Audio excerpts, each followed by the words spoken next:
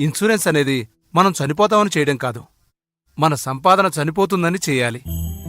ఆయన కుటుంబం కోసం చేయాలి. ఆయనకి ఆ బెంగ లేదు. ఆయన కుటుంబాన్ని కాపాడడానికి చాలా ఆస్తులున్నాయి. మేమంతా ఉన్నాం. మేమున్నాంగా. అలాగా అయితే మీరు ఈ పేపర్స్ మీద సంతకాలు చేయండి సార్. ఏంటివి? మీకు చెప్పాను కదా సార్, ఆయన కుటుంబాన్ని చూసుకోవడానికి మీరిచ్చే హామీ డాక్యుమెంట్స్. ఇదంతా దేనికి? సార్, ఆయనకేమైనా జరిగితే ఆయనకున్న అప్పులు, పిల్లల చదువులు, పిల్లల పెళ్లిళ్లు జరిపిస్తానని మీరు ఆయనకిచ్చే హామీ పత్రం సార్. ఏం పెట్టరా సార్? ఎవ్వరలా హామీ ఇవ్వరు సార్. ఎవరైతే ఇన్సూరెన్స్ చేయకుండా చనిపోతారో వాళ్ళు తిరిగొచ్చి తన కుటుంబం పడే కష్టాలు చూసినట్టయితే అప్పుడు తన కుటుంబానికి చేసిన ద్రోహం ఏంటో తెలుస్తుంది సార్.